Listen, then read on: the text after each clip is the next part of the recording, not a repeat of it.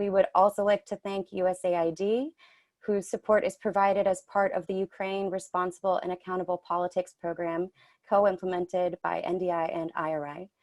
I will be moderating our first panel, which welcomes Thomas Chanussot, who is our cybersecurity and election technology expert, Carsten Schurmann, who is a professor of computer science and election security consultant, and Virginia Atkinson, who is IFES's senior global inclusion advisor. Welcome all, thank you for being here. Thomas, let's start with you. Let's talk about the voting process itself. When someone is voting online, how do we know that they are who they say they are? How do we know that the actual voter is the one casting the vote? Should people be worried about fraud at the voter level with impersonation or otherwise? Let's just jump right in. Thank you. Very glad to be on this panel. Authentication of registered users is particularly difficult with internet voting. It cannot be supervised the same way than voting in person. So the question of how do you make sure that people are who they say they are when they are casting a digital ballot is a very important one. And it's particularly complicated when there is no digital national identification mechanism in place, which is a smart card that we will discuss later. It's the case in most countries. Passwords and accounts are not fine. They get stolen all the time. Security experts have been shouting to whoever would listen that passwords are broken. There are so many accounts that are stolen that they are databases with billions of user credentials. So there's a huge potential political incentive to harvest accounts. So it's clear that traditional authentication mechanism cannot work for internet voting, and we need something a little bit more sophisticated and robust. So how do you go about verifying then that somebody is who they say they are when they're voting online? So thankfully, there are stronger authentication mechanisms, but they all have their own sets of advantages and disadvantages. Some of the mechanisms that have been tried and used are currently used by different companies and one that is popular and quite trendy these days. It's using some form of biometric. So the voters does some kind of small video and then uploads a picture of his national ID, and then there is some magic biometric identification that happens in the background, and the faces are compared, and a person is authentified. That works. That kind of works at the moment. We don't know how long it's gonna work. We don't know if it's gonna scale very well. Can it be cracked? Probably. Automated facial identification is it's improved every month. Especially 2020 has seen a major improvement, but so do the mechanism to trick facial recognition. So it's a delicate balance to reach. Just looking at a recent Facebook publication, they held a contest to detect deepfake videos, and they reported that detection is still a problem. Now, we're not talking about using deepfake to impersonate millions of voters as they try to use a mobile app. That's not what we're talking about. It's just an example of the cat and mouse game that's playing out. There's another mechanism, which is the Smart ID card developed in Estonia, and there are people on the panel and on this webinar who are much more knowledgeable on this topic than me, but this system works very well because it was created for something much bigger than just an election, and hence it's much more resilient. And there is no other program in the world that compares to this one. So I would leave it a little bit as an outlier, as an exception. And the question whether it can be, it can scale very well in a bigger country with a larger infrastructure is still up in the air at the moment. And to conclude on that, I think in terms of authentication, there's nothing really better than showing up at a polling station at the moment. And again, putting aside Estonia as an exception, overall making sure that the person who is digitally casting a vote is extremely difficult. It needs to be really thought through in terms of what are the risks and what are the threats in the specific election and specific to the country. Thanks, Thomas. I think you mentioned it a little bit, but talking about some of the vulnerabilities. So at the voter level, on the device that the voter is using, like a phone or a computer, what sort of cybersecurity issues should we be aware of? Is there anything we should be concerned about at that level? So one of the biggest threats and one of the most interesting ones is the possibility of malicious software being activated on the device. When companies develop internet election software or many other types of software, actually, they audit their code, they check the security of their software, and then they declare it safe to go on production and to be used by the client. But they make a certain number of assumptions regarding the machine that is going to execute this app. I'm not going to go into the technical details, but has the computer, which version of the computer of the phone are the people using? Has it been patched during the last 2, 3, 5, 10 years? Does it run an antivirus? For an activity as important as voting, there are a certain number of prerequisites in terms of security that needs to be in place. They would be very difficult to enforce. It's difficult to ask for only the people who have the latest iPhone 12 to be able to use internet voting, and basically casting aside all of the other people. So these are interesting questions, and they have an impact on basically everything else. What will be the impact of insecure device? As many as you can think of. The anonymity of the vote could be jeopardized, but you can also imagine some kind of malware altering the votes in the background.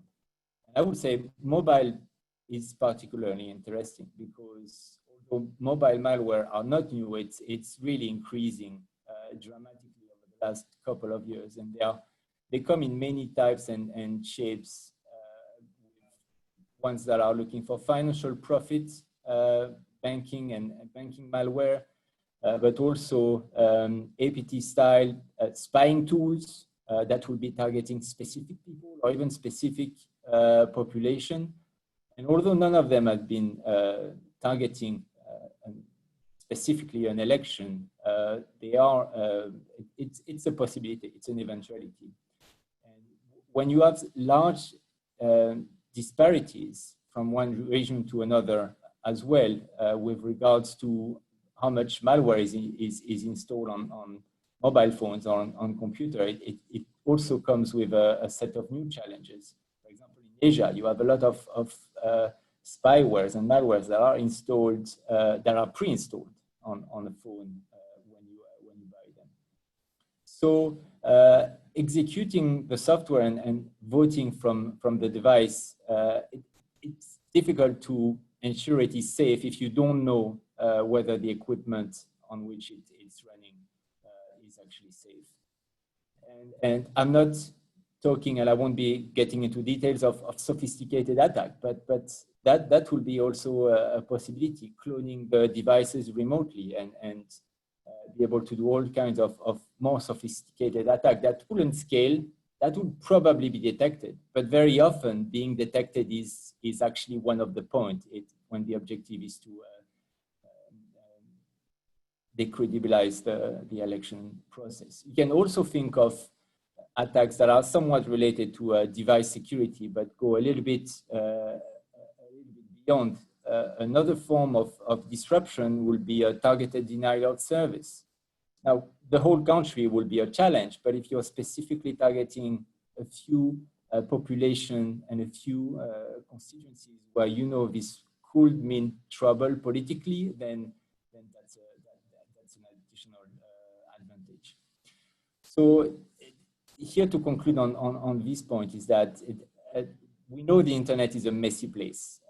It's not necessarily a bad thing, but that's what it is, and we live with this but the implication of this is cybersecurity is hard. People who have to defend the systems, they have to make the right decisions all the time. And for cyber attacks, you just need to be lucky one time. And since February, I think, depending on which number and which report you're looking, but numbers, people are saying that 200, 400, 500% increase of attacks. So I think this is something that needs to be kept in consideration as we look at internet voting and any other kinds of activities online. Thank you so much. Oh, sorry, go ahead, Thomas. No, I'll just conclude. I went through a long stretch here, but I will conclude with the fact that people are only now discovering what it takes to keep devices protected. Cyber hygiene recommendations, people are starting to understand that. It's circulating more widely, especially with the COVID, especially with the fact that people had to work remotely a lot more. It's not rocket science, it's simple steps that need to be taken by all users to ensure their devices and accounts are not compromised. So that there are lots of efforts, some that IFES is doing, the cyber hygiene training that originally came from Ukraine, but that's already been delivered to a large community of election practitioners. There's also a few really interesting initiatives from civil society organizations and diverse organizations. There's cyber toolkit for elections, but also practical guidelines developed by countries. The NCSC in the UK, the ANSI in French are my favorites, but there are a lot more. That's the basic cyber hygiene, but it's barely sufficient to ensure that email accounts do not get hacked and that files on your computer don't get encrypted by ransomware. And the question is this sufficient for people to be able to vote on these devices? And I think that's the question really that remains open. Thank you, Thomas. I think one of the things you were really stressing was that the goal of a lot of these cyber attacks is to disrupt trust, is to discredit an election process, which, unlike so many other processes, is really, really contingent on not only it going well, but also it being perceived as having gone well. Carsten, I think that's a really good transition to some of what you're going to talk about. So let's talk about voter trust. When voting online, how is a voter going to verify that their vote was actually cast and count the way that they intended it to? And can you talk about if there are mechanisms that people can use to verify so that the voter can trust the system itself? Yes, so first of all, thank you very much for inviting me to attend and speak at this seminar. I think it's a fantastic opportunity to talk about the future of internet voting. And Thomas has kind of pointed out some of the technical challenges which have to do with devices. I would like to kind of take a step back and talk a little bit more widely about verifiability and auditability of electoral processes. Now, these are very big words, and my hope is that at the end of my little monologue here, I can kind of shed some light of what they actually are and why they're important. So the electoral process actually kind of really requires that public confidence exists. And I think one of the goals of any election should be to strengthen and to build public confidence. There are some mechanisms, right, that we actually do when we look at paper voting and traditional ways of voting.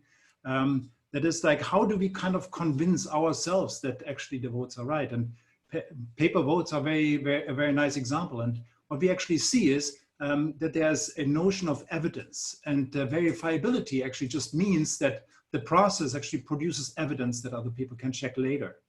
And auditability actually is the act of checking this evidence. So the nice thing about having a clear notion of evidence is that we can agree on what a good election is, what is a correct election, what is a trustworthy election. And one can kind of define processes of dispute resolution around it in order to strengthen it. So what I really want to talk about is verifiability and auditability. And I have 3 points that I would like to mention. I don't give you a chance to ask me questions, so I'm just going to put them there. So the first one is trust assumptions. These are assumptions that we actually have in our society of what actually is a working process. And one of the one of the opportunities is to kind of build electoral processes on existing trust assumptions. We have to talk about trust assumptions. And the second one is that when we actually have good processes and a good notion of understanding of what the evidence is and how we audit the evidence, right? That actually kind of gives us an idea of how can we reduce trust assumptions. So we don't have to take a claim anymore on face value, but we can actually check that it's correct. And the last thing I want to say is like, what have we learned from this little exposition for internet voting? And my punchline will be, it's not easy. It's not easy to kind of define an internet voting process that is verifiable and auditable so that all of the people kind of participating in the election actually trust it more or trust it at all, in order to kind of gain public confidence. So let me talk about trust assumptions for a little while. So trust assumptions are assumptions that EMBs have of what actually is trusted in a society. And there are many different ways. It's actually quite fascinating to look into trust assumptions. So we hear very often in the United States, also in the European countries, that paper votes, that is actually something that gives you good evidence. So why is that? It is because people tend to trust the chain of custody.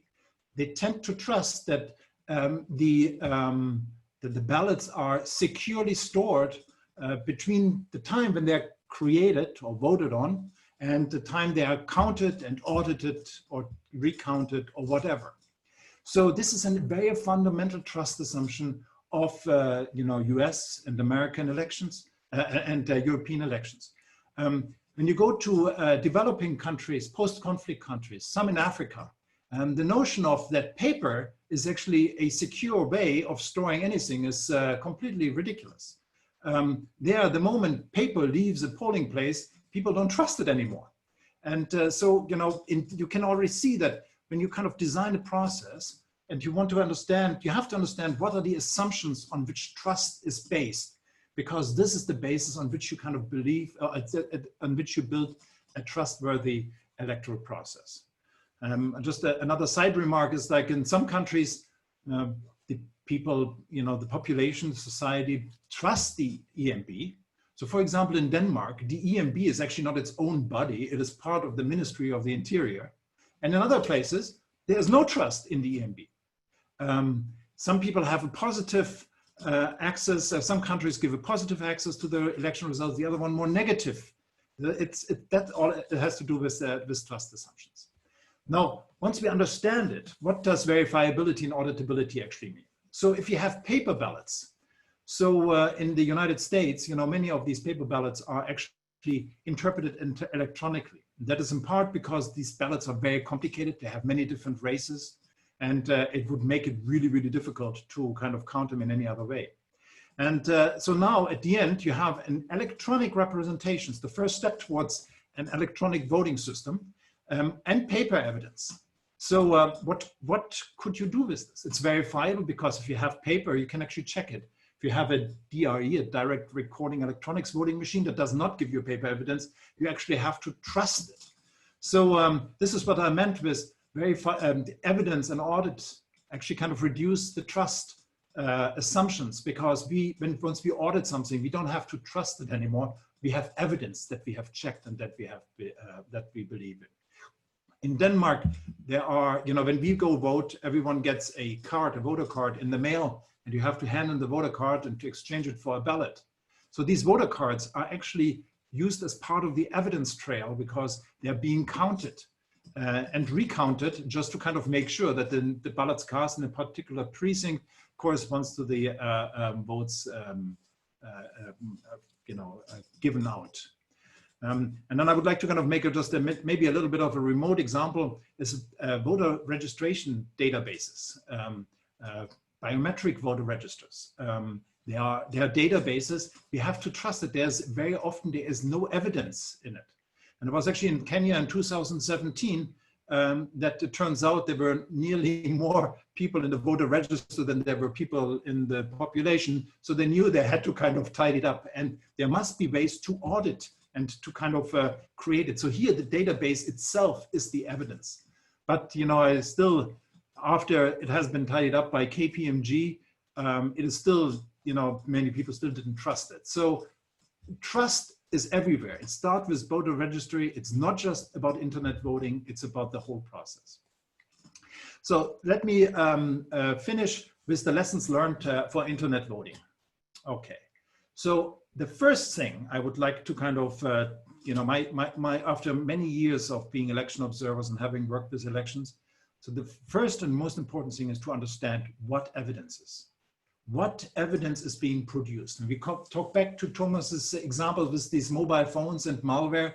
What is the evidence that you have actually voted, that the vote that is recorded for you is actually the one that you have intended and has not been changed by malware? These are really, really complicated questions. And they draw on many, many areas in computer science, from cryptography to program verification. These are highly complex, secure networking to protocols. It's a really complicated thing. So once you have defined what the evidence is, then you should also understand how do you audit the evidence, because this is the only way how people can actually kind of gain trust. And I think these two things, evidence and auditing, verifiability and auditability, are really the backbone of a trustworthy election. And once this is defined, you know, then one can actually kind of start and procure technology that actually produces particularly this evidence, and kind of, you know, the auditing processes have been set up in order to kind of audit the evidence that is produced. I just would like to kind of summarize that it is really not easy to do this. You know, it takes if you kind of remember what I said about trust assumptions, every country is different. There is not one internet voting system that fits all. As a matter of fact, many countries, they would like to go into internet voting, but have no good way of doing digital identity. That is very kind of, it's a dangerous thing to do.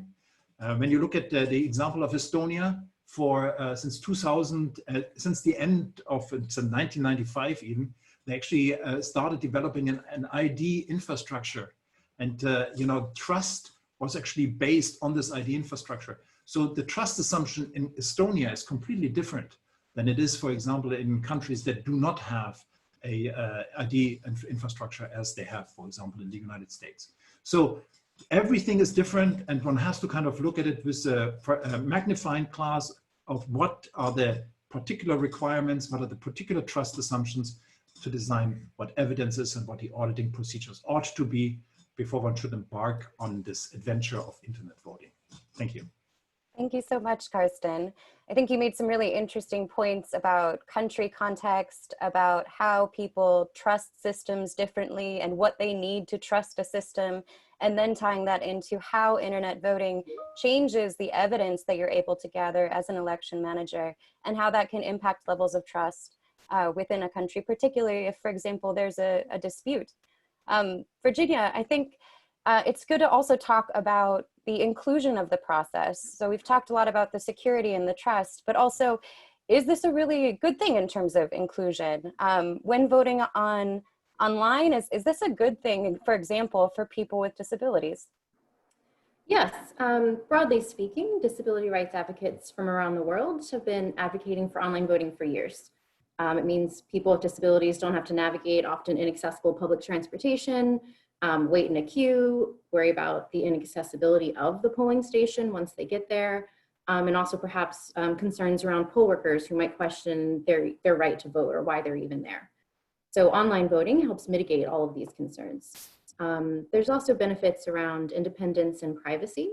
So voters can use their own assistive device if they're voting online from home. So for example, that could include an adaptive keyboard or software like a screen reader or voice recognition software, which would be available to them in their own home to mark their ballot online, but would not be available to them in the polling station. And in the current context, internet voting provides a way to safely vote without risking exposure to the virus. So for example, here in the US, there's an estimated 7 million adults that have a visual disability. And advocates are really concerned right now that some might choose skipping voting altogether in the upcoming elections, rather than risk catching the virus or having their ballot secrecy compromised. So legislation here was enacted in 2009 that said electronic ballots needed to be made available to all military and overseas citizens, but that did not include voters with disabilities. So because of these ongoing security concerns and new concerns around the virus, in recent weeks, disability advocates have filed legal actions in 3 different states, in Michigan, New York, and Pennsylvania, seeking access for voters with disabilities to those same systems that are already in place for military and overseas voters. And I'm happy to say that all 3 states have actually now agreed to make electronic ballots available during the primaries to voters with disabilities specifically. West Virginia has let eligible voters from military and overseas cast ballots through a mobile app since 2018. And for these upcoming elections, they are also now expanding that access to residents with disabilities. We also are seeing, for example, in Australia, voting is compulsory for all citizens there. So access solutions are really, actively sought. And in New South Wales, since 2011, they have had internet voting and telephone voting as an option to voters with disabilities, as well as those in rural communities. And after those initial pilots, the internet and telephone voting systems have been extended to all voters who were out of New South Wales on election day. That said, the system is not used in the rest of Australia, and then it doesn't, does have some security concerns. So to answer your question, yes, internet voting is a good thing, as long as we take those security concerns into consideration. I guess I want to sort of drill down on something that you raised about privacy. So it's certainly understandable that there's an element of privacy for people with disabilities when they're able to use their own devices. But are there concerns outside of that about voting online in terms of the privacy or personal security of people with disabilities or other groups that face political exclusion, such as women or people who are in houses with domestic violence or people facing other types of exclusion or discrimination? Mm-hmm. So yeah, people with disabilities and other marginalized groups, have the same concerns as everyone else. Is the system secure? Will my vote be counted? How can I confirm the system recorded my vote as I intended? So public trust broadly is also really important for traditionally marginalized groups. There are some unique concerns, however. So for example, for women and people with disabilities, personal privacy might in some cases be easier to maintain in the polling station. So if you need an assistant to help you mark your ballot, you might prefer, for example, to ask a poll worker rather than asking a family member. That might in particular be the case when voter intimidation might be a concern. And that's especially in households with like high levels of domestic violence. And internet voting might mean it's harder to keep your vote secret from an abusive partner or family member. And we're also hearing from many of our women's rights partners around the world that there are power dynamics over who controls the technology in the home. So for example, in some countries, the male head of household might control the family's one mobile phone. And so that means other members of the household have to seek his permission to use it. And then intimidation and lack of secrecy could also come into play. We also need to keep in mind the digital divide and the lack of access to internet for people, particularly in rural communities. And then lastly, I'll just say, there's an assumption that young people will vote more if online voting is available. But actually what we're seeing is that's not the case. So for example, Norway did an online voting pilot, which showed that young people were not more likely to vote if it was available online. The London School of Economics has done research, which has also shown that young people are actually less likely to use alternative voting measures, including internet voting, compared to older citizens. So really, I think election administrators need to answer the question of why people should vote in the first place. And that involves better civic and voter education. And that will hopefully encourage voters to participate, whether that be in person or via the internet. Thank you. I think just quickly, one last question before we hold a brief Q&A before we start our next panel. In light of some of these concerns about voter intimidation, personal security, the digital divide, are there good alternatives to internet voting for people with disabilities that would still be accessible? Well, I'll just say first that all measures that are open to the general public need to also be made available and accessible to people with disabilities. So alternative voting measures are not a substitute, for example, for making polling stations physically accessible. Within the polling station, there's lots of things that can be done. You can have electronic voting machines where voters can plug in their own headset to have audio, the ballot read to them out loud. You can have tactile ballot guides so voters can vote secretly and independently. You can have large font ballots, magnifying glasses, large grip pencils. So there's many options within a traditional polling station setting to enhance accessibility. There's also traditional alternatives like a mobile ballot box, which are very commonly used around the world. But if the virus is still a concern, that's probably not the best option right now. There's also postal voting, which is being explored as a way to mitigate exposure to the virus. But for people with some types of disabilities, it's not accessible. So for example, if you were to go vote in person, there might be a tactile ballot guide available to help you mark your ballot, on your own and in secret. But if you're marking your paper ballot at home, that tactile ballot guide is probably not available. So really the best solution is a mix of all of these measures. And then voters can choose the best approach of what suits them. Thank you so much. So I think for our attendees, there is a Q&A button. I realize a lot of you have already taken the opportunity to type in some questions. I don't know if we'll be able to get to every question that's been listed. We'll certainly do our best. But I'll try to also sort of condense some of the questions that have been typed to try to answer more than one at the same time. So one question from Lisa Past is for Carsten. So in paper voting, trust and verifiability is partially based on traditional election observation and observers. Moving to electronic solutions, we're asking to trust the cryptography and or its implementation for verifiability. How can, quote unquote, trust this, its complex mathematics, be made more convincing in a society averse to math? This is a very good question. So,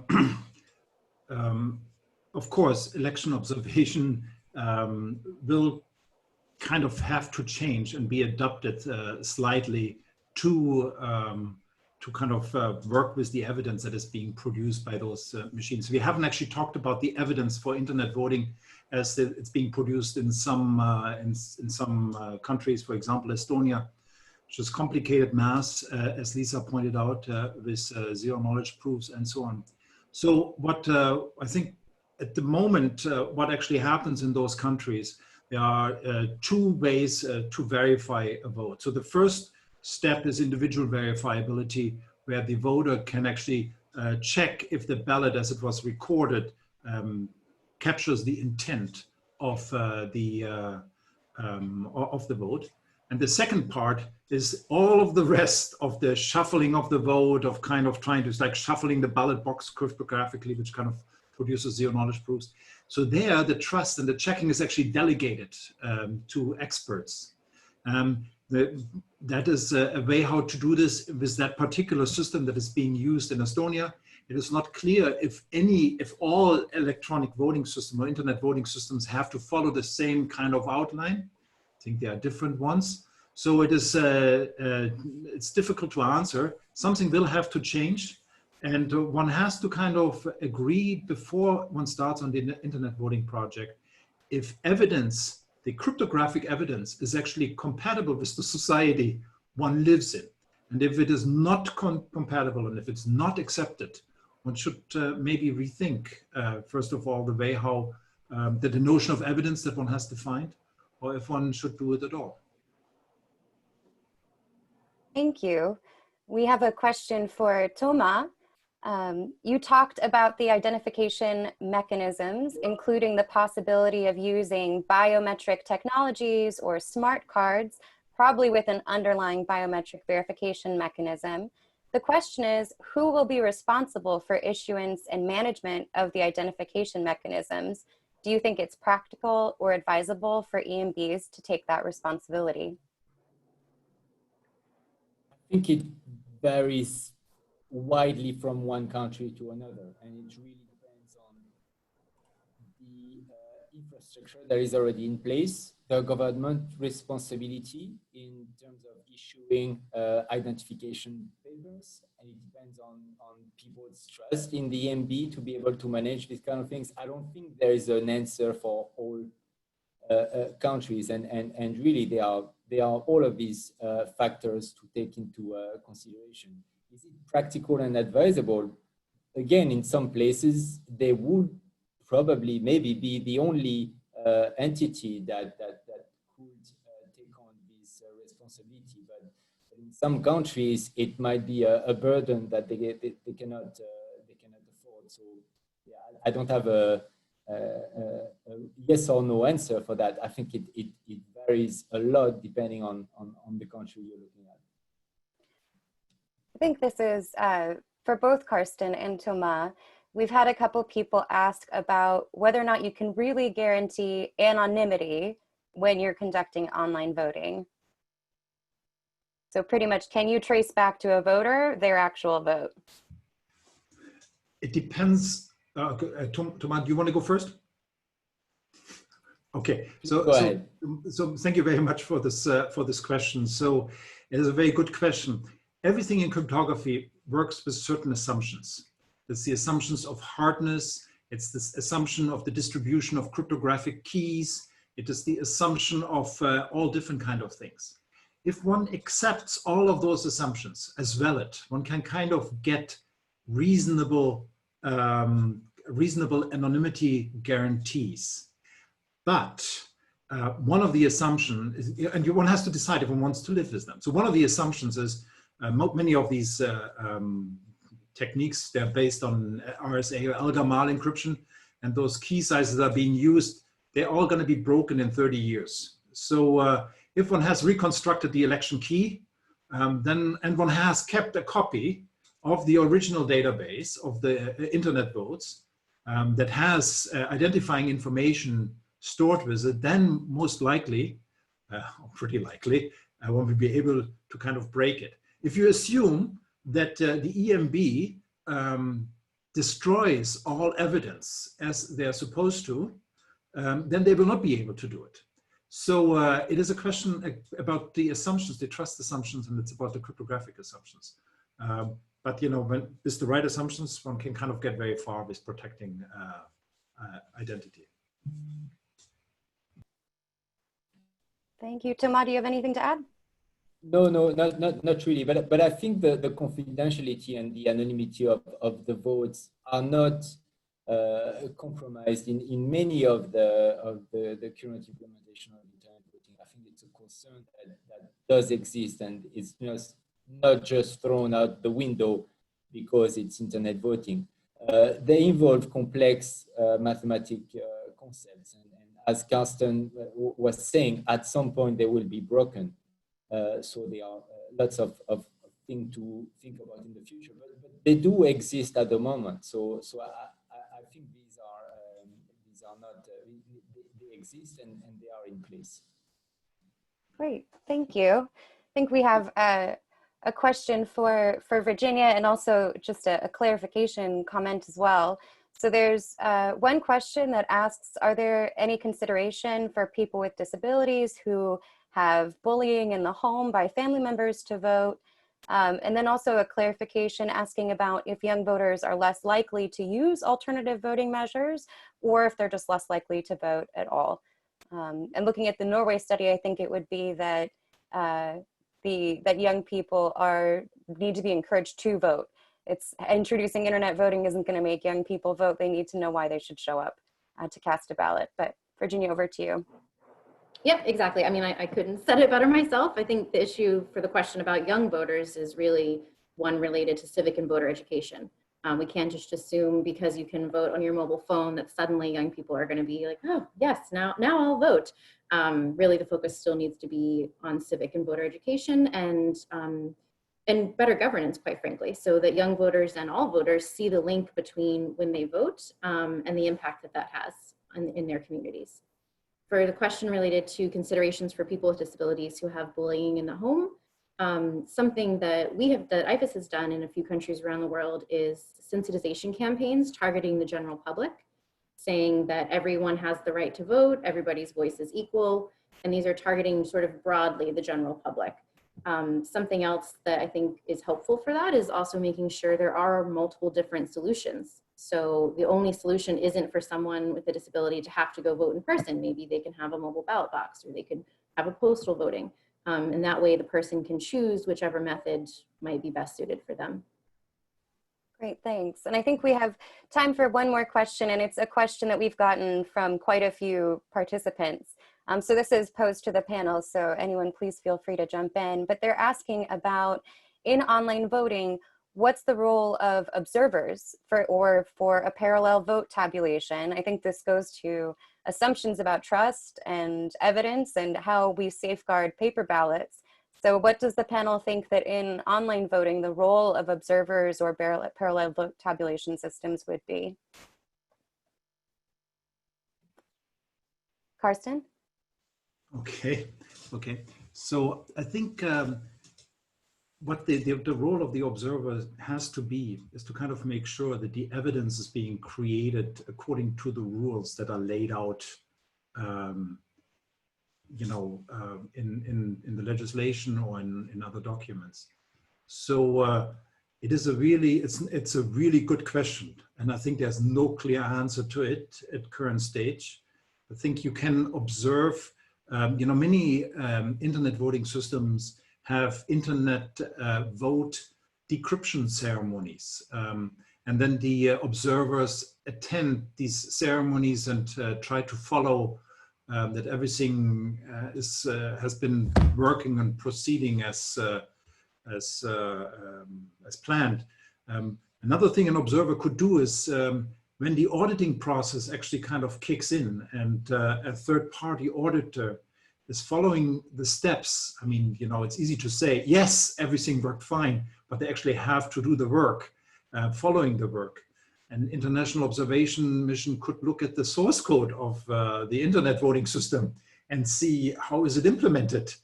Because, we in regular and traditional paper-based elections, we also follow the algorithm of how the votes are collected. It is just the computer is doing it now on behalf. So it's a really good question. And unfortunately, I don't have a really good answer for it, but maybe my colleagues do. I think it's good to point out also that then that would have an expectation for digital literacy for observers that is beyond what many are trained to have now. Just, I know that there are quite a few comments also coming up talking about digital literacy and concerns about, particularly in countries with very low internet penetration, how this would work. But Taman, Virginia, do you have anything else to add to the observer question? I would just quickly add on the technical side. I mean, we're talking about this ceremony is nothing more than a ceremony in practice, because there could be so many ways to modify the system beforehand. So keeping an audit trail intact is difficult, and it's going to be a challenge, and it's going to be the objective of EMBs, keeping the immutability of the audit trail, ensuring that in their system, they are able to detect any change made by malicious actors or made by internal actors is going to be a massive cybersecurity challenge here. So EMBs, it's not only about the ceremony, they will need technical skills in cybersecurity and in all of these aspects as well. Thanks. I think it looks at EMB digital literacy, and then I think there are also countries then that have specific vulnerabilities, for example, based on geopolitics and their history of cyber attacks. Virginia, would you like to close? Yeah, I would just add that in all the areas that Carsten and Thomas outlined, we need to make sure that we're recruiting observers that are diverse. So we need more women as observers, more people with disabilities, people from ethnic and religious minorities, young people, so that everyone is bringing different perspectives and might notice different things throughout the observation process. And I think a good thing to emphasize on that is also the digital divide, whereas many people with disabilities, women, people facing exclusion may have even less access to IT knowledge. So there would have to be a lot of work done to address that. I realize there are a lot of questions still pending, but I'm afraid we do have to move on to our next panel. All of the questions will remain in the chat, so if we have time, we will get through as many after the next panel as possible. But I will hand over to my co-moderator now, our Regional Director of Europe. So Beata, would you like to take it over for panel 2? Great. Thank you very much, Mara. And it's a pleasure to have everyone here today. For our second panel, we have an equally distinguished group of experts in the field.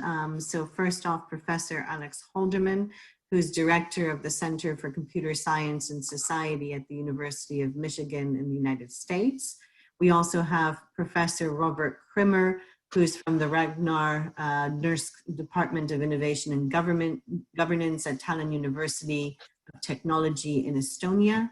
And then we also have Rona Mcdermott, who is an IFES voter technology expert and who has conducted much work for us in this field.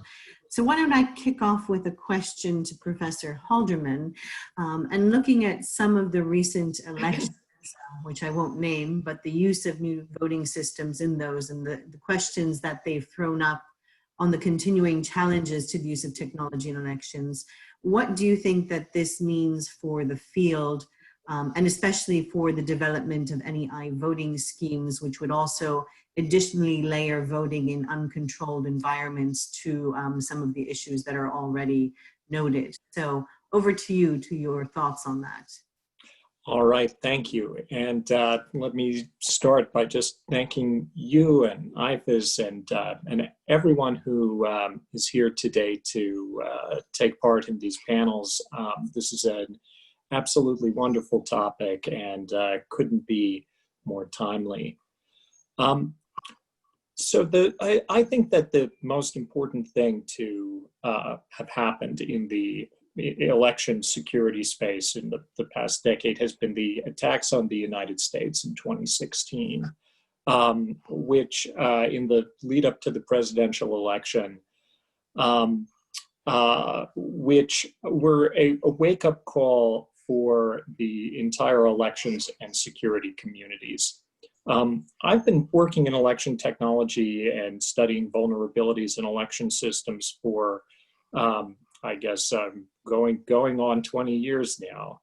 And for the first half of that time, for almost all of that time, up until 2016, we thought about election security as something where there are all kinds of attackers who might potentially want to interfere in elections, but the notion of nation state attacks on election systems still seemed a bit like science fiction.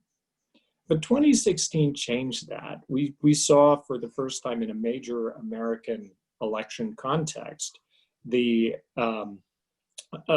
involvement of foreign actors who sought to discredit the process, to infiltrate various critical portions of our election technology, and who I think history will be asking for a long time whether they were able, through disinformation and other forms of attacks, to actually influence the result. So I think that's the new reality of where we are in election security. The stakes couldn't possibly be higher. And the notion that we want to adopt ambitious new forms of technology, like actually casting votes online at significant scale, just seems completely retrograde. It's the reverse of the course that I think most security experts recommend for defending critical systems against sophisticated attackers. What we need increasingly is to distance our election system from the internet, to make sure that the critical computer systems are isolated from attackers who might be coming from internet sources, and to make sure that we have physical fail-safes that are involving things like physical records of election results that just can't be changed by a cyber attack.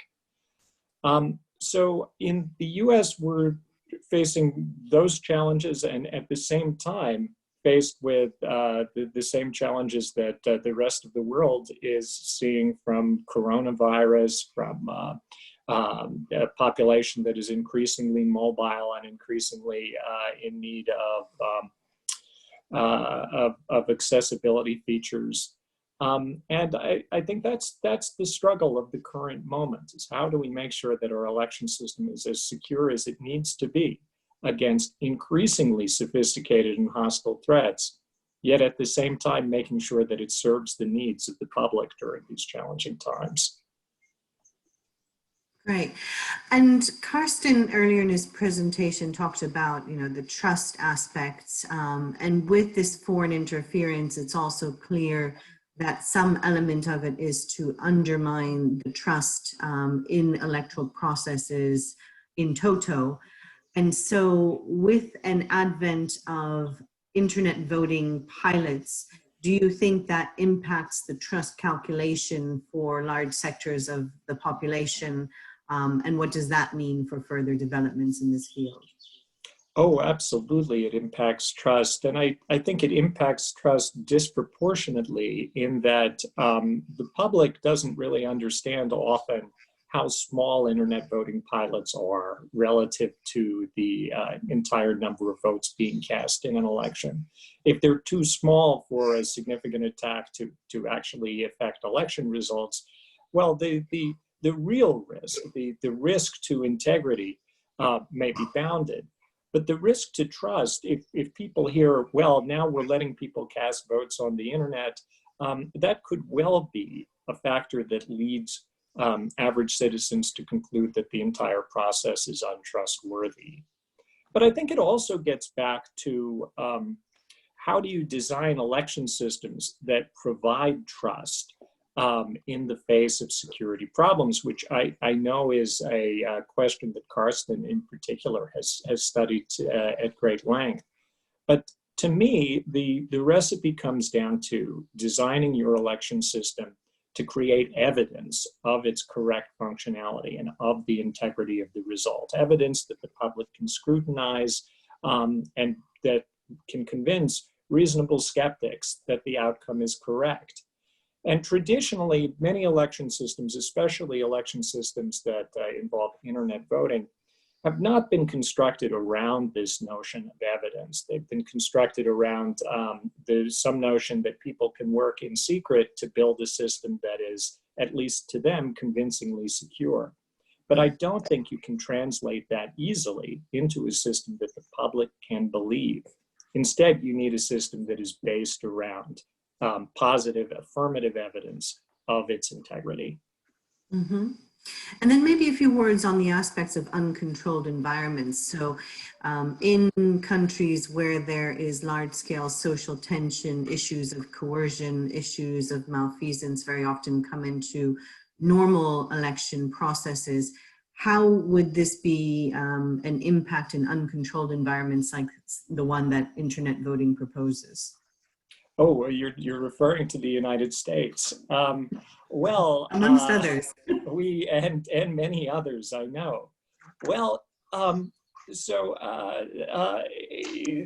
there needs to be a basis for trust, right? And that trust, if the problem is that the environment in which voters are even participating in the process is one in which they are not able to safely express their political preferences with the knowledge that their votes are going to be maintained in secret and counted correctly.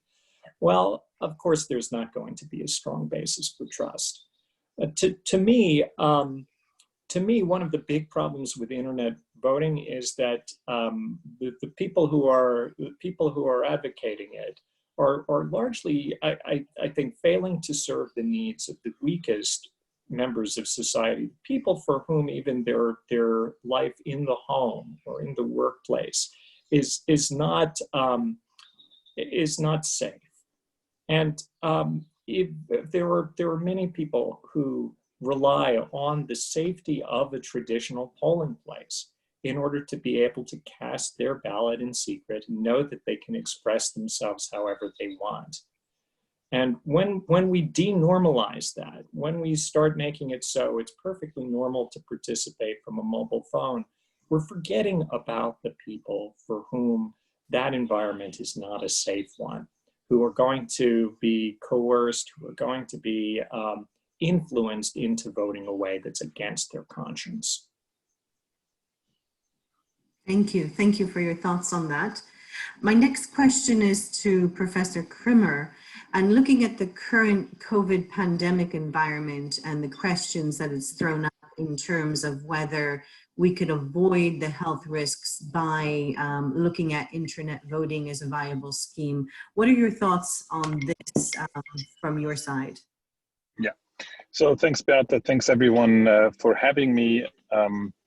This question of internet voting, I mean, it's not something that, you know, it's just a matter of the last couple of months, although sometimes it seems like that. And what Alex Halderman just said before, I mean, he's been studying it already for 20 years, and likewise the other people in the room have looked at it pretty much since the emergence of the internet, and how can this technology been used for elections. And that's something that has been a practice for the past, I mean, we'll say past 2,000 years, that people would use the technology at their hand also in elections. So basically as the core societal process. So it's not coming with a surprise that people also think about using the internet for this important social decision-making process.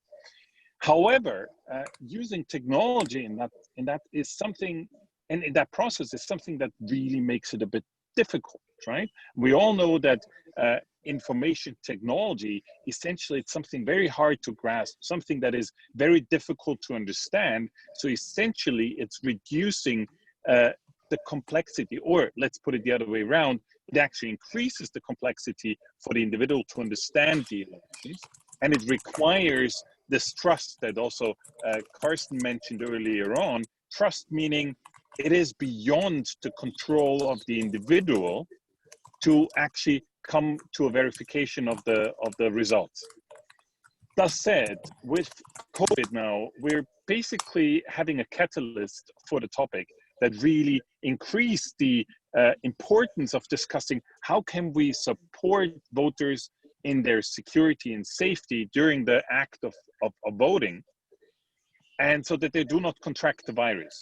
And I would like to categorize that in three answers. So basically we have the good answer to that, and in a sense of, yes, we can use the same social distancing measures that we have in other areas, like using masks, using the 2 meters of distance to the next voter, and so on and so on, and to actually also use other protective measures. And I would say that's the most sane answer to the problem that COVID faces. Then we have kind of like the bad answer, which means that within a couple of days, weeks, or months, you can name it whatever election day you have coming up, people are thinking about introducing remote forms of voting, and first and foremost, they talk about postal voting. And if we take the Polish example, where the idea was to introduce a law a couple of days before election day to allow for the mass of the voters voting via mail, I mean, that certainly is something that's quite, let's call it crazy.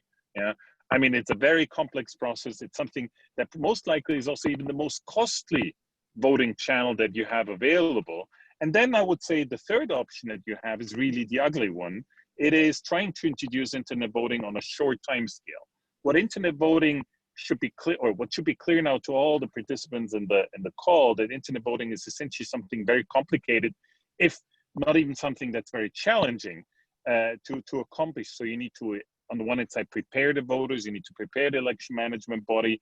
And if you think about that, you need time. And that's exactly what many do not have when they have to think about the upcoming election day and how they can protect their election from the COVID-related impact.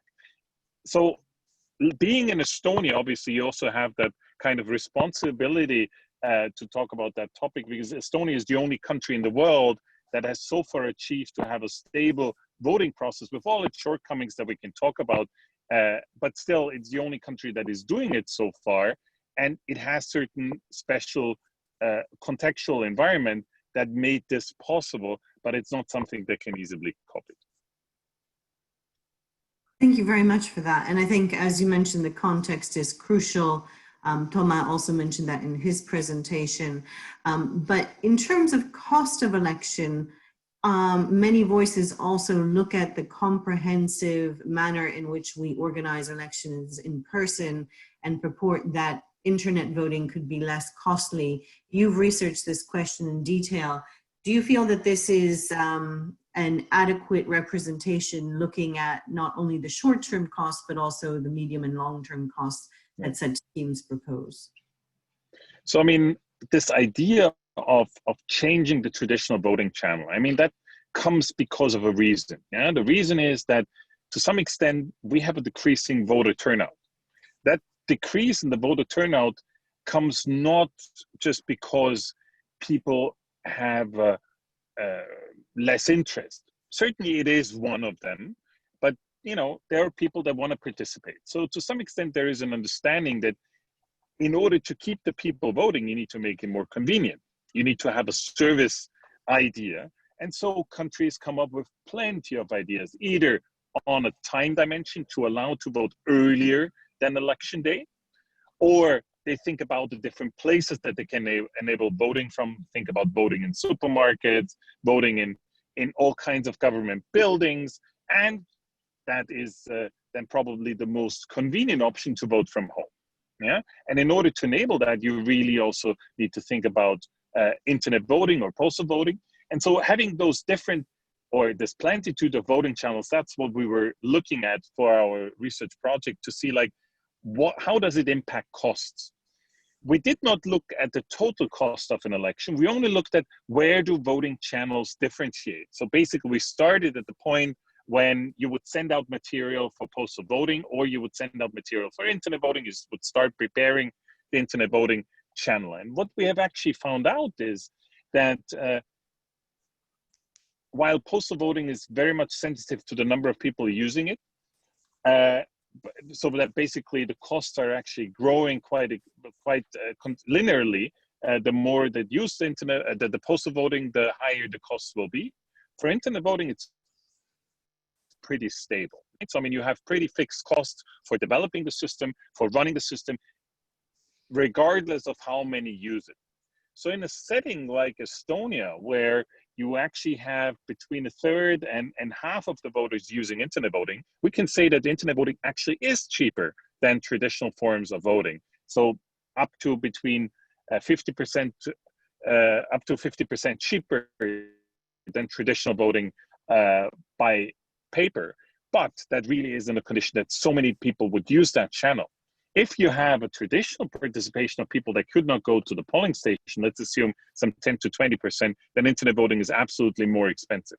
So I would say for the first 10 years that Estonia was doing internet voting was always more expensive than paper voting. Only now that you actually have such a high participation using the internet voting channel with all its dangers that come from that, actually internet voting is becoming cheaper. But it would be too easy to say like internet voting is always cheaper. It really depends on the numbers. And I would say most cases, it's probably more expensive than the other forms of voting. Thank you for that. And that's a great segue to our third speaker, Rona Mcdermott. And my question to you, Ronan, is when looking at making decisions on questions such as internet voting on the part of policymakers, what are some of the key considerations that they should really be looking at in this equation? Thank you, Beata, and thank you to everybody. It's something intimidating to come last after such a distinguished previous speakers. IFES has an excellent online resource entitled Considerations on Internet Voting. It's available through the IFES website, and I heartily recommend people have a read of that document. I'm going to touch upon what it says about the key considerations. By policymakers, we're kind of speaking to elections management bodies, EMBs, but also I think to those who would legislate for internet voting and other technologies, and those who would advocate for it. And those who advocate the technologies are often civil society bodies or political parties or media, and of course, inevitably, the vendors, the manufacturers and developers of such technologies. So it's quite a diverse audience. But I think let's focus on elections management bodies. They need to think about, and the previous speakers have touched on all of these, so I'll just round them up and make a couple of comments on it. Cost is one. Participation, what is the likely anticipated impact in participation, or does that drive the introduction? efficiency, how effective and efficient is the technology, trust, and security. So those are 5 that I would kind of list out. I want to talk about trust mainly, but let's touch briefly on the others. It's clear that as it scales up, internet voting brings a cost benefit, but it is not inexpensive to do properly. And the benefits of the cost benefits of internet voting, if we're looking purely in comparative cost terms, come over a number of election cycles, because you cannot replace your existing expensive electronic voting or paper voting channels with internet voting. So it is not an instant saving, it is over significant cycles. And as such, as a knee-jerk response to the COVID-19 pandemic, internet voting doesn't offer the short-term savings that might be desired. So I think policymakers need to think about that cost. Participation, others have spoken to. The research is mixed on that. There's no guarantee that it will attract younger voters, for example. There's no guarantee that it will facilitate voting by those who have not voted previously. Nevertheless, it is a channel worth looking closely at to see how it might enfranchise those, for example, as Virginia mentioned, who are unable to make it to a polling station and so on. Efficiency and cost are related, but the details of a given internet voting system, you'd have to look at a specific system and see how it may contribute to efficiency. If by efficiency we mean how quickly we get results, then arguably internet voting is very efficient. If by efficiency we mean the speed with which a system can be established, so the implementation challenges, no, internet voting is very complex and does need a significant amount of lead time, I believe, for its introduction. Trust I'll come back to, because it is really the core of the message I would like to leave our participants with. Security, others have spoken earlier about it. It is not only cybersecurity. It is also the personal privacy and the secrecy needed. Carsten and Alex and others have spoken to this issue.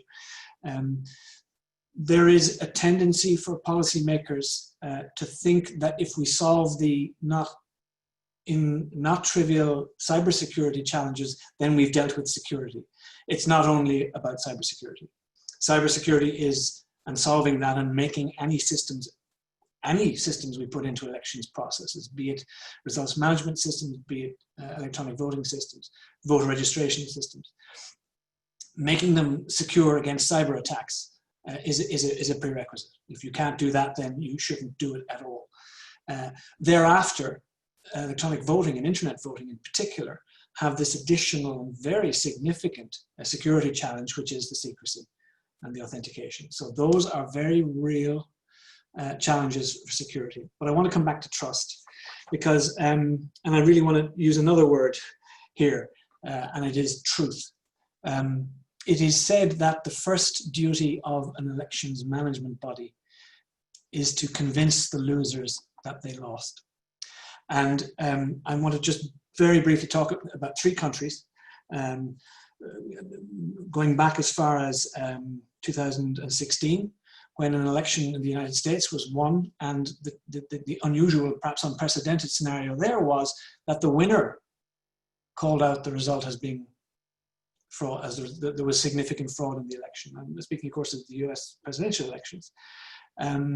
So there's a truth issue there. There's a truth issue with the current meme about mail-in voting, voting by mail. So there's an issue of truth there. So those who manage elections in that country have to struggle to deal with the truth of what did happen in 2016 and what is happening now. A year later, in 2017, an election in Kenya was overturned by the Supreme Court in a presidential election petition. And those of us who saw the evidence that was offered to support the allegation that the election had been hacked saw a process whereby very, very flimsy evidence went essentially unchallenged. And the elections management body, whose task it was to prove that the election had not been rigged, they failed to make that case in court, and the election was overturned and another election was held. I'll come back to, there's a takeaway from the Kenya experience that I think is very important. in March of this year, 2020, general elections were held in Guyana in South America. And a couple of days after the election, everyone agreed that the election had gone very successfully, but it was the tabulation of results that seemed to have trouble. And there was the losers were not happy that the tabulation had been done correctly. So there was various legal electoral dispute resolution efforts, and an entire recount was called. So the entire election, every ballot box was recounted. And as a result of that, there is now a different result, which you may say is a success. However, the original winners, the incumbent party, having claimed everything was hunky-dory because they won, have now changed their truth to say, in fact, the election was riddled with anomalies. The actual polling and counting was riddled with anomalies. So there, within a matter of a few weeks, the truth of that election is being contested by the people who won it originally. So how do you prove that an election was not rigged? And the takeaway from the Kenya lesson, the Kenya presidential petition in 2017, normally if you're accused of a crime, if you make an allegation against somebody, you must go to a court of law and prove that allegation. With elections, and particularly with elections involving significant amounts of technology, what we're seeing is that for the elections management bodies, they are increasingly having to go to court or go to the court of public opinion and prove that it wasn't manipulated. And that's my core point, really, is that the biggest challenge facing policymakers and elections management bodies as they consider any technology, but particularly internet voting, is this challenge of proving that the system can be trusted. And the way that Carsten and Alex and others have mentioned about the verifiability, the evidence that can be audited. Elections management bodies have to ensure that they are able to determine the truth of it in the minds of voters and electoral stakeholders. And I would say that that's the hardest task facing elections management bodies. But these other issues that I talk about, cost, participation, efficiency, trust and security, you cannot leave any of those out. So I refer our participants and anybody who's interested to that IFES paper, and there are others on the IFES website and elsewhere. And I want to acknowledge some of the excellent inputs. Alex used the phrase to convince reasonable skeptics. There are sadly few reasonable skeptics remaining, Alex. I think we are in the world of unreasonable skeptics. Somebody mentioned, there was a question about observation of internet voting. Again, that challenge of it being provably a good system. I think Thomas at the beginning mentioned that being detected is the point. In one sense, you can undermine credibility of an election by simply planting in the minds of your supporters and therefore the public, the idea that the system has been compromised, even if it has not. So that idea of an election not only being technically excellent, being free and fair, but being perceived as such. We live in an age where the complexity of the truth and the difficulty of establishing that truth by an elections management body, it makes it trivially easy for those who wish to undermine the process.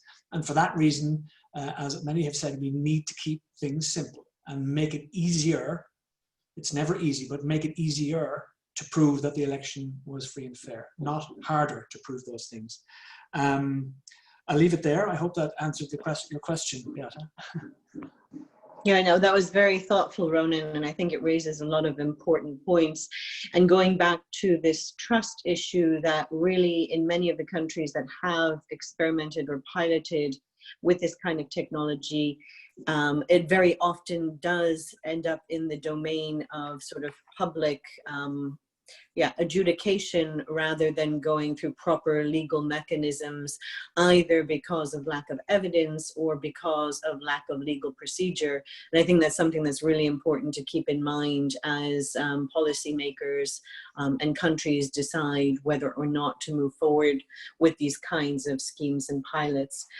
I'll turn to questions and answers now, since we have a number of them and we have about 15 minutes left for those questions. And one is in relation to the trust factor. how can we replace third-party observation, media or election observers, and particularly for Pakistan when votes are counted, there's a person from each party there to witness it. Is there a way that this can be possible through internet voting? I know that you, Ronan, have spent some time in Pakistan, so maybe you can start off that question, but then to others who may also have thoughts on that. Well, I'm not here to argue for one system over another in terms of elections and how elections are undertaken. I can say that from my time in Pakistan, most recently 2018 for the elections there, the use of results management systems which transmitted results from a count of paper and paper protocol forms, the transmission of those, while problematic, from the polling station to the center, helped raise trust by providing an oversight and supervisory mechanism for the elections management body so they could check whether the work done by presiding officers and poll workers was done correctly. Thereafter, results were entered at the constituency level into a separate system, which also helped to consolidate those results and transmit the documents, the data and the documents to the center. So giving another channel, another oversight mechanism for the Elections Commission of Pakistan. Should you introduce internet voting, which Pakistan did on a pilot basis in late 2018 for its overseas voters, and plans to do again, I believe, at the next general elections. And it should, for those who are not familiar with the population of Pakistan, the number of overseas voters in Pakistan is of the order of 7 or 8 million, so that bigger than many of the countries of which we are citizens. So overseas voting via the internet in future for Pakistani citizens is a significantly big deal. Now, your question was, how is that observed? I have no idea, because there's an opacity about that, the system as piloted in 2018. That opacity is both institutional, meaning they haven't opened it up for the kind of scrutiny that might give confidence or otherwise in that system. And secondly, there is the capacity, and Thomas referred to it, and others referred to it, Robert Krimmer referred to the verification being beyond the capacity of the individual. And one worries about any verification mechanism if one needs a PhD in computer science in order to be able to invoke that mechanism. So it has to be understood by the man in the street. So I'll stop there. It's a huge issue. Opacity, and the more sophisticated the technology becomes, the harder it is, and the smaller the group of people who are able to deem it trustworthy or otherwise. Thank you, Ronan. And on that last point, I'll mention, of course, the German Constitutional Court decision, which many people know, that any system should not be more complicated than the system that it's replacing. But Robert or Alex, would you like to have a stab at this question as well? Yeah, just quickly. I think introducing technology to an electoral process is always a really difficult thing to think about, and in particular, where does it actually add value? And I think that should be the guiding question wherever you're doing electoral reform. Does it actually address an issue that you have in your electoral process, right? So looking at recommendations of election observation organizations is a good starting point, but maybe it's also looking at some evidence that we have. So there was a very interesting paper recently published by colleagues around David Carroll from the Carter Center, where they actually looked at, has the assessment of the election been a positive one after they have introduced technology? And what they actually found is, if you're introducing technology in the latter part of the electoral process, meaning around election transmission, as Ronan just referred to, then it tends to undermine election integrity. If it is being introduced in advance of the actual casting of a vote, meaning around voter registration, and in particular biometric voter registration, it actually has a positive effect on election integrity. So it seems to be, and I think that stands to be analyzed, that time and criticality actually has a major impact on the success of introducing technology in elections. So if you have enough time ahead of an election, in particular voter registration methods are generally things that go over a couple of months, if not years, then this has a positive impact on the election and how it actually is being conducted. When it's something that's very critical, like election results transmission, then this is something that can easily go bad, as we saw in Kenya and in other places. Thank you. That's very important to highlight that not only the timing, and I'd really be interested if you could copy in that piece of research for others to also look at, but I think you're right, disconnecting different types of technology and the parts of the process that they assist with. And that's something that I think we need to, as a community, look at more concretely in the future. Alex, your thoughts on this question?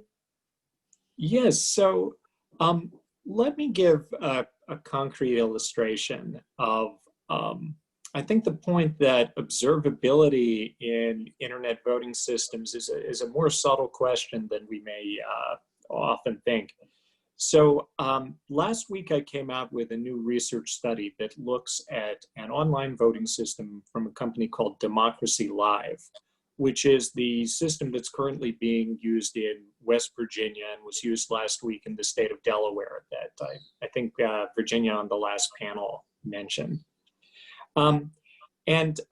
This system was designed to provide a certain degree of integrity protection by essentially posting uploaded ballots to Amazon Web Services, to Amazon's online cloud, in a way that even the company that made this system wouldn't be able to then retroactively change those ballots. Seems like a good idea, at least in principle, right? But when you dig into the details, the actual problem with this is that they haven't solved the observability problem or the integrity problem. They've just basically outsourced it to another party that may or may not be trusted. And in the context of US politics, the President of the United States has repeatedly gotten into arguments with Jeff Bezos, the founder of Amazon, and our president has repeatedly demonized the Washington Post for being against him on the basis of its being owned by Jeff Bezos. So you can only imagine what the potential outcome would be if we had a close election decided by this technology. We might well have either the winner or the loser of the election demonizing the results, saying they're all rigged because you've just put the integrity of the ballots in the hands of Amazon and my political opponent. So when it comes to internet voting, a basis for observability has to be something that is not under the control of an entity or a party that potentially has a stake in the election outcome. It has to be something that's actually publicly visible and guaranteed by the technology to be independent of interested parties. And as the stakes of elections increase, as we look at more and more major contests, it becomes hard or impossible to find any party anywhere who doesn't have a significant stake in the outcome. It's just a very hard problem. Thank you for that. And I think we have time for one more question, and there's a specific one to you, Alex, for online voting providing more coercion mitigation mechanisms. And the question comes from someone who's asking about casting multiple online votes, possibility of canceling electronic votes by casting a paper one. And other paper-based remote voting, and they're purporting that they are higher than in other paper-based remote voting systems such as postal voting. Can you speak to that question? And after that, we'll go to wrap up. Yeah, so it is, there is a lot of thinking about ways of engineering coercion resistance mechanisms for remote voting, not just for internet voting, but for postal voting too. The devil's always in the details with these things. So is it going to be understandable by voters? It's usually a game that they have to play against whoever is trying to coerce them. And it may be that voters just don't understand that they have a strategy that allows them to vote and not be coerced, or vote without the coercer realizing that they've changed their ballot. It also has to be engineered in a way that's actually secure. Does the coercer have a way of escaping from this game and winning? Without commenting on the details of any individual proposal for this, there are ideas, but it's a subtle problem. Great. Thank you for that. Robert or Ronan, any thoughts on that question as well? One thought: coercion resistance. In the context of a COVID panic about the cost of elections across the world, here in Ukraine and elsewhere, the reduction of budgets of elections management bodies, the potential for cost savings from internet voting introduction ought to be offset by the cost of providing such coercion resistance mechanisms as continuing to allow the voter, as in Estonia and in Switzerland with postal voting, to go to the polling station and cast a paper ballot. So you still have to have polling stations, you still have to staff those, you still have to provide social distancing. So the cost savings diminish rapidly the more such mechanisms you put in. The cost savings are challenged by the voter education costs, the very difficult and expensive task of informing voters how to use these systems and how to effectively use them to avoid coercion. I'll leave it there. Thank you. Thank you. And Robert, to you. Okay, thanks. So this is COVID times when you have to participate in many different locations and also with your kids present. So thanks for understanding. Just briefly about that, I think introducing or using technology allows us for changing the way that we traditionally see the electoral process. And what the Estonians have shown is that you actually can think about a way of how you can provide mitigation measures around the issue that you always have when you do remote voting, when no election commission, when no election management body is there to make sure that the voter is not intimidated, the voter is not coerced, and that there is no vote buying, that you actually could have a way of mitigating. I'm not saying eliminating that issue, but at least you can make it a little bit less pertinent. And that is really about allowing to vote more than once and only taking the last vote and to count only the last vote cast, or also to allow through this election management support or an election administration system to allow to vote after voting electronically to vote on paper, and that your paper vote actually eliminates your electronic vote. And that is only possible through using different ways of organizing the election, but most certainly it does one thing: it increases the complexity. And complexity can only be handled when you have actually a stable electoral management. So I would say introducing technology to an election actually is kind of like a catalyst. Yeah. So if you have a stable election management body, if you have a stable electoral context, then you don't have to worry about introducing technology. But if you have trouble with your election process, if you have trouble with your management of elections, technology will bring those problems to the foreground and will actually make them the issue. So technology per se is not the issue, but it increases complexity. Complexity creates problems, and problems actually tend to happen where you already have them, and they just tend to get bigger rather than smaller when you use technology. Thank you. No, they're all great points, and it brings me back to my own personal analogy that technology should really be the icing on the cake and not the substance of the cake, because if you don't have the body there, then you can't have the substance that you need to eat to have a viable process. With that, we're at time, so unfortunately I'm going to have to wrap things up, but I wanted to thank all of our panelists and especially all of our participants from around the world in joining today. I think we have thrown up many questions that still need to be answered, both regarding technology in elections, but especially regarding internet voting in elections. And this really comes to fundamental issues of security and how do we ensure that such processes are not vulnerable to outside interference, either domestic or foreign, issues of verifiability and auditability so that we can trust the results that come out of that process. key issues of accessibility to make sure that each citizen can participate in that process in the same way, to make it extrapolable for every citizen in a country. But then also questions of the risks that pertain to the idea of piloting and implementing large-scale internet voting across countries, the importance of context and the costs of elections when making those kinds of decisions, and really back to the basic principle of what are the societal problems that we're trying to solve, and is the solution appropriate to the issues that we're trying to tackle. And all of these things are problems that policymakers need to grapple with when making such calculations.